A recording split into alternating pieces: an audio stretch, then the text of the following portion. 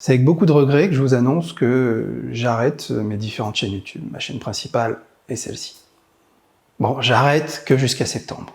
Désolé, désolé pour ce titre un peu putaclic, vous savez comment ça marche, c'était trop tentant. Mais effectivement, je vais faire une pause cet été. Restez bien jusqu'à la fin de la vidéo, parce que je vais vous expliquer pourquoi, également pour vous, il peut être très intéressant de le faire. On va peser le pour et le contre. Pour resituer, moi j'ai une chaîne principale sur laquelle j'ai plus de 60 000 abonnés, et en fait cette chaîne principale fait partie de mon métier de youtubeur. Et cette chaîne, je la développe depuis 2016. Depuis 2016, je travaille activement sur cette chaîne en faisant une ou plusieurs vidéos par semaine. Et faire une vidéo, ça demande beaucoup de boulot.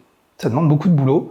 Et pour ceux qui pensent le contraire, c'est que soit vous faites mal les choses, soit vous ne faites pas encore de vidéo. Je vous explique, faire une vidéo, ça peut paraître simple, surtout quand on regarde, ça donne toujours l'impression d'être simple. Mais rien que là, si je devais prendre toutes les étapes, la pré-production, la production et la post-production, eh ben c'est colossal. Du moment où on est en recherche d'idées, on va brainstormer ou autre pour arriver à avoir des idées de vidéos, commencer à mettre des mots-clés à droite à gauche, aller monter en compétences, aller chercher des informations, tout mettre ça à plat, écrire, scripter, commencer à définir les décors, après installer tout votre matériel, les lumières, là où les caméras, les systèmes de son, etc. Ça demande vraiment beaucoup de boulot. Ça, c'est une évidence. Et après, je parle même pas du montage, la synchronisation, les effets visuels, les musiques, les niveaux, voilà, tout ça, l'export, l'envoi de la vidéo, la promotion de la vidéo, le référencement, les réseaux sociaux. Voilà, je pourrais continuer. Vous avez donc conscience que c'est beaucoup de boulot. Depuis 2016, je fais ça chaque semaine. C'est une partie de mon métier maintenant, mais je fais bien sûr pas que ça. Je suis artiste peintre et je fais aussi des formations en peinture. Donc tout ça me demande un temps, voilà, quand j'additionne le tout, beaucoup de temps, forcément. Et de plus, j'ai plusieurs chaînes YouTube, je n'en ai pas qu'une. Voilà, donc, depuis 2016, je fais des vidéos tout le temps. L'été, c'est pareil. Quand je prends une pause, je programme une vidéo, mais je continue à envoyer des vidéos en me disant, bah, c'est bien, elle est programmée, j'ai rien à faire. C'est une grossière erreur. Je vais vous expliquer tout ça. Ce qui a été un électrochoc et qui m'a fait beaucoup réfléchir, c'est une vidéo de Viviane de la chaîne Syllabus+. Alors Viviane, je vous la présente, elle a une chaîne principale qui s'appelle Syllabus, elle propose de la vulgarisation scientifique. Chaîne très intéressante, populaire, plusieurs centaines de milliers d'abonnés. Et en fait, j'ai découvert il y a peu de temps qu'elle avait une seconde chaîne, et c'est comme ça que je l'ai découverte, une chaîne qui s'appelle Syllabus+, dans laquelle elle fait un peu... Enfin, c'est pas comme ce que je fais, parce que moi je le fais... Elle le fait beaucoup plus qualitativement, mais elle fait un retour d'expérience sur sa chaîne YouTube. Donc c'est extrêmement intéressant et c'est très pro, j'aime beaucoup, il y a beaucoup de valeur dans ces vidéos, dans ce qu'elle vous transmet. Je vous recommande de vous abonner, je vous mets le lien ici. Découvrez cette chaîne, elle est vraiment exceptionnelle, moi j'adore.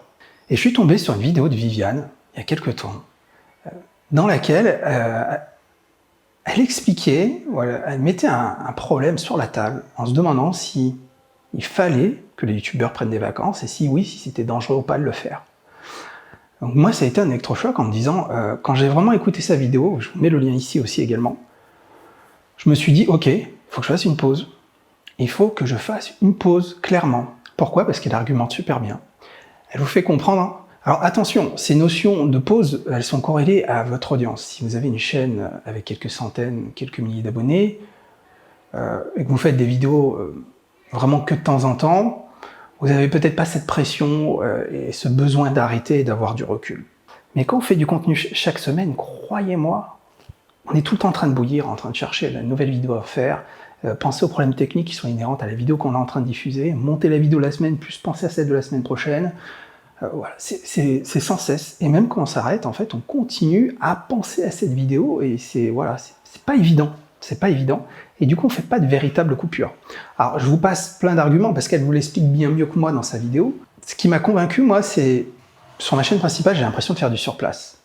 À cause de cette cadence, de cette volonté de toujours trouver des nouveaux sujets, je m'essouffle, et au fil des années, j'ai fait plusieurs centaines de vidéos, donc bah, je me fatigue, et j'ai l'impression de tourner en rond. Le contenu de ma chaîne tourne en rond. Elle a réussi à me convaincre du fait que si je prends une pause, bien sûr, je vais continuer à chercher des idées, mais justement, je vais pouvoir prendre du recul sur toute ma chaîne, sur tout ce que je fais, sur mes différentes chaînes, et me dire, j'arrive en septembre avec un contenu neuf, un contenu innovant, un contenu nouveau, des nouveaux formats, des nouvelles idées, et c'est ça que je veux. C'est ça que je veux pour mes chaînes YouTube. Donc totalement convaincu, je vais faire cette pause-là. Après, on pourrait se dire, est-ce que c'est dangereux? Est-ce que c'est dangereux, effectivement? Comme l'explique Viviane, si vos revenus dépendent uniquement de vos revenus publicitaires de votre chaîne YouTube, ça peut arriver à être dangereux, effectivement, parce qu'on peut se dire, s'il y a une baisse de vues, baisse de revenus. Alors moi, en soi, sur ma chaîne principale, c'est pas les nouvelles vidéos qui vont m'amener plus de visibilité. Là, je parle de ma chaîne principale sur la peinture.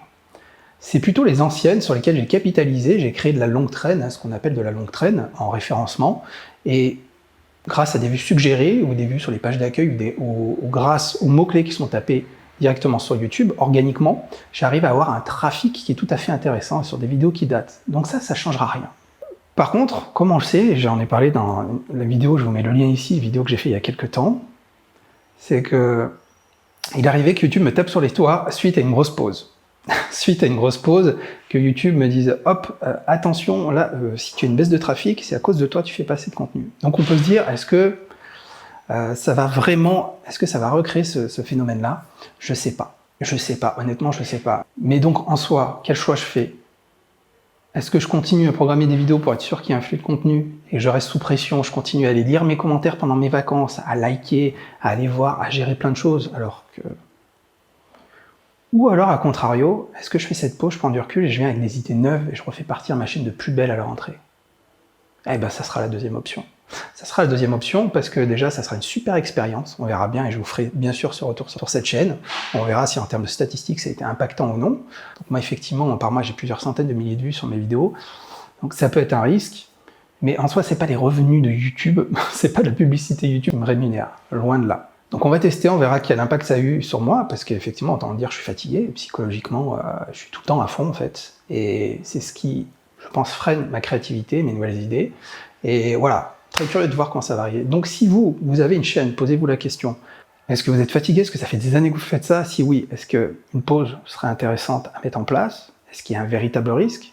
Ou est-ce que vous continuez avec un petit rythme de croisière? Vous pouvez opter pour l'option je programme des vidéos. Bah, c'est ce que je fais depuis des années. Hein. Généralement, quand je pars 2 semaines quelque part, j'ai programmé mes 2-3 vidéos qui vont tomber à l'instant T.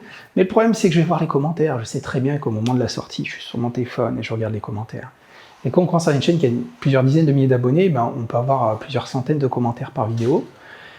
Et du coup, ben, on regarde et on retombe dans le bain. Il n'y a pas une véritable cassure, il n'y a pas de prise de recul. Donc, je ne veux pas faire ça.